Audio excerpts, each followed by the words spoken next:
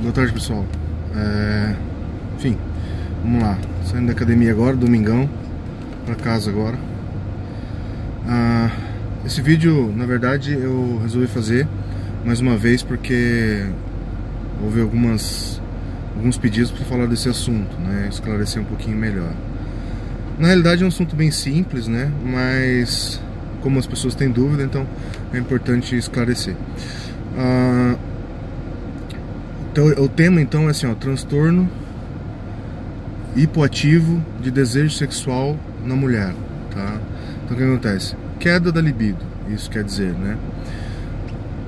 Alterações de libido, tá? Vou falar especificamente na mulher, mas no geral, alterações de libido, 90% delas não estão ligados a problemas hormonais, tá?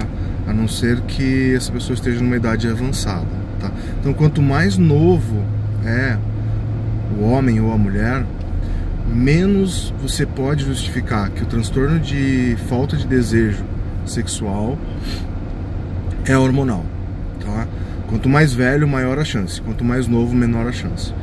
Os transtornos de hipoatividade sexual ou falta de desejo ou diminuição de libido, eles podem ser divididos em dois fatores, então, os hormonais e os não hormonais, tá? Então, quando você tem o fator hormonal, é muito simples. Você identifica a deficiência hormonal nessa mulher ou nesse homem e você trata, tá? Quando é que a mulher, ela pode ser que ela tenha um transtorno hipoativo de desejo sexual hormonal? O que acontece? À medida que a mulher vai envelhecendo, a maior parte da testosterona dela é produzida durante a ovulação, tá? Então, para que a mulher tenha desejo sexual, ela precisa ovular. Por isso que o anticoncepcional, ele diminui a libido. Porque a maior parte da testosterona que a mulher produz é na ovulação. Se ela usa um anovulatório, ela não produz testosterona. Então não é o remédio em si, não é o estrogênio em si que causa a queda do desejo sexual, mas o bloqueio da ovulação, tá? Então veja bem, então a mulher que usa anticoncepcional é um fator. Algumas medicações também alteram a libido, tá? Antidepressivos, remédios para dormir, ansiolíticos, né? As classes dos benzodiazepínicos são os mais comuns, que é Frontal, Alprazolam, Rivotril, Clonazepam. Esses medicamentos, eles também alteram o libido, né? E então, quando você tem uma mulher que tem um defeito ou uma deficiência hormonal, você trata essa deficiência hormonal, você repõe a testosterona, ou você retira a medicação que está causando e você melhora o desejo sexual dessa mulher, tá? Quando isso é hormonal. Então é bem simples. A mulher vai envelhecendo, o óvulo dela vai perdendo essa capacidade de produzir, né, uma ovulação saudável, uma ovulação íntegra, uma ovulação, né, boa, de boa qualidade. Então ela vai diminuindo a produção de testosterona à medida que envelhece. E assim que ela entra na menopausa, pronto, ela não ovula mais, então a libido despenca assim muito intensamente. Isso quem está na menopausa vai poder confirmar aqui nesse vídeo, né? Então, quando a mulher entrou na menopausa, a gente repõe o hormônio sexual, no caso a testosterona, tá? Existem várias formas, acho que agora não é o foco agora do vídeo, né?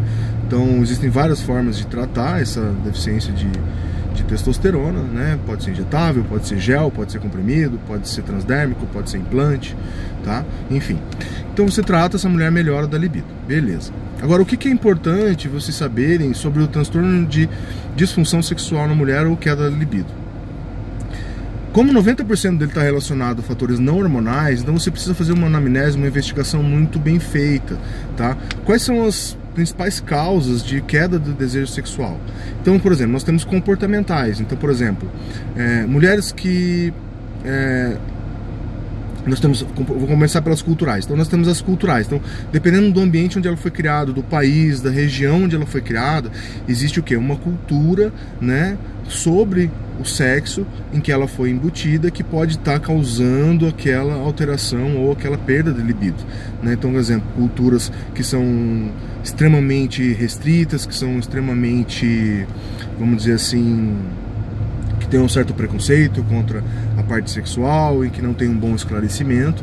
Então isso também afeta, né, o desejo sexual da mulher, porque ela é criada naquele contexto, então ela tem um entendimento que a parte sexual não é algo bom, que não é algo, né, saudável, que talvez aquilo foi ensinado só para fins de procriação ou de, né, enfim. Então tem os fatores culturais, né, regionais e em alguns países, em alguns continentes. Outro fator é religioso, né? Então alguns conceitos religiosos podem também, né, atrapalhar o conceito de sexo e de desejo sexual, tá? Então isso também tem que ser muito bem avaliado. Outro fator que é muito importante é o comportamental, quer dizer, como é que aquela pessoa ela iniciou a sua atividade sexual, né? Como é que ela foi abordada na sua juventude, enfim, quando ela começou a ter atividade sexual e como foi o desenrolar disso, né? Geralmente, mulheres que tiveram um início sexual muito ruim, né, com experiências ruins, num tempo ruim, num momento ruim, com uma pessoa ruim, elas tendem a desenvolver o quê? Uma tendência a entender que isso muitas vezes é um momento ruim na vida delas. Então elas levam isso depois e acabam que as experiências sexuais delas, por terem sido muito ruins, isso reflete lá na frente no desejo sexual dela. Então, quer dizer, como ela tem uma experiência ruim, então ela já vê aquilo como algo ruim, então ela já não se prepara, quer dizer, o corpo dela já bloqueia aquele momento para que ela tenha um bom desempenho sexual. Tá? Então existe esse fator também, né? Como é que ela iniciou. Outro fator também é o relacionamento dela com o companheiro, né? Então, quer dizer, para que a mulher tenha um bom desempenho sexual, um bom desejo sexual, é de suma importância que o relacionamento dela com o seu companheiro esteja ou seja muito bom, ele esteja se desenvolvendo tranquilamente, né? A mulher precisa muito disso, né? A mulher precisa muito dessa preparação, ela precisa muito dessa... o desejo sexual da mulher está muito mais ligado ao comportamento, né? Ao vínculo, né? Ao emocional, né? Do que o homem, por exemplo, né? Isso é natural, tá? Da mulher. Então, para que ela tenha um bom desempenho sexual, um bom desejo sexual, há uma necessidade de ter um vínculo muito bom, ter um relacionamento muito bom com o seu companheiro. Então, quando esse vínculo, esse relacionamento, eles não estão bem, dificilmente a mulher vai ter um desejo sexual adequado, né? Então, isso é mais um fator. Aí existem também os fatores biológicos, né? Que são o quê? Algumas patologias, algumas alterações que a mulher tem no seu corpo que podem também influenciar, tá, o desejo sexual, né? Que são o quê? Algumas patologias que ela possui e que estão relacionadas à região genital, à região vulvar, por exemplo. Pacientes que têm endometriose, né? Pacientes que têm um útero numa posição diferente, tá? Pacientes que têm patologias agudas, por exemplo, vaginoses, né, que são aqueles corrimentos, que são aquelas alterações naturais que a mulher tem durante o decorrer da vida, que isso é consequência, então, na verdade, às vezes, muitas vezes maltratado, ela tem dor local, né? Então também podem ser fatores que influenciam o desejo sexual dela, né? Porque ela sabe que toda vez que ela tiver uma relação sexual, ela não vai ter prazer, porque ela tem dor, tá? Doenças na região da pelve, né, intraabdominais, né, que nem eu já te falei, né, que é uma delas, a principal é a endometriose, tá? Então, essas são algumas alterações que podem diminuir o desejo sexual. Outra é muitas vezes também outro problema muito sério na falta de desejo sexual na mulher é ambiente, tá? Então, quando em casa não tem um ambiente que propicia que ela tenha um momento com o seu companheiro, né? Então, excesso de filhos, uma casa muito movimentada, não tem privacidade com o companheiro, com o seu marido, né? Então, o que acontece? Ela provavelmente ela não vai Ela não vai se sentir à vontade, né, para ter uma relação sexual. Então, quando isso começa a ser rotineiro, né, isso começa a afetar diretamente. Então, quer dizer, todas as vezes você percebe que toda vez que se fala em desejo sexual para a mulher, isso é muito importante, existe uma necessidade de ter um ambiente adequado, né? E quando a gente fala ambiente, não é só um ambiente casa, é um ambiente todo, quer dizer, carinho, conforto, relacionamento, né? Alterações biológicas, fisiológicas que ela possui. Então, na verdade, quando você exclui todos esses fatores, né? Quando você vê que todos esses fatores estão se desempenhando, se desenrolando tranquilamente, aí você vai partir para um tratamento hormonal, tá? Porque muitas vezes o que acontece? O paciente chega no consultório do profissional e fala, eu tô com problema de desejo sexual. Aí o profissional fala assim, então vamos repor hormônio. Aí repor hormônio não melhora, né? Ela só adquire o quê? Efeito colateral daquele tratamento. Quer dizer, porque na verdade os fatores que estavam levando ela a ter um transtorno de hipoatividade e desejo sexual não estavam relacionados à deficiência hormonal, né? Era muito mais comportamental, cultural, religioso e ambiental do que realmente, né, hormonal. E aí, geralmente o que acontece? O paciente ele fica, ele se desaponta com o tratamento, né? E aí ele fica refratário ao tratamento, quer dizer, ele não consegue perceber que não é aquele tipo de tratamento que vai melhorá-lo. Então é muito importante quando a gente fala em desejo sexual, que pra mim, tá? Pra mim como profissional, eu acho que é uma das alterações fisiológicas, patológicas, com uma complexidade, com uma das maiores complexidades dentro do tratamento da endocrinologia, porque ele não envolve só uma relação de laboratório, tem ou não tem hormônio, tá? Ele é muito mais psicológico, né, vamos dizer assim, do que fisiológico, tá? Por isso que é tão difícil realmente você tratá-lo.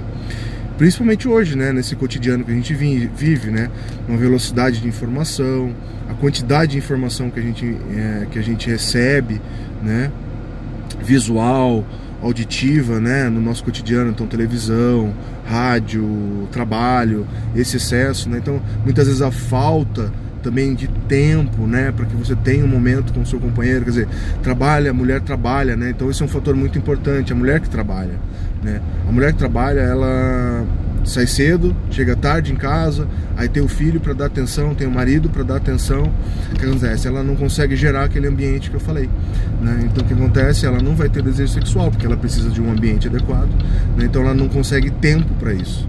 Isso se arrasta semanas e semanas. E à medida que isso vai piorando, vai virando uma bola de neve. Tá?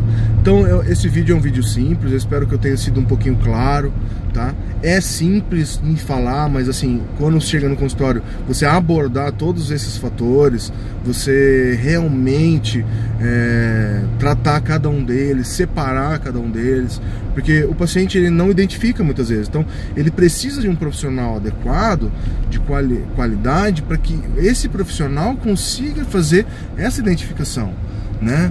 Então você precisa realmente procurar alguém de qualidade para que ele consiga muitas vezes fazer esse papel, identificar qual que é o seu calcanhar de Aquiles, né? Onde é que você está deficiente, né?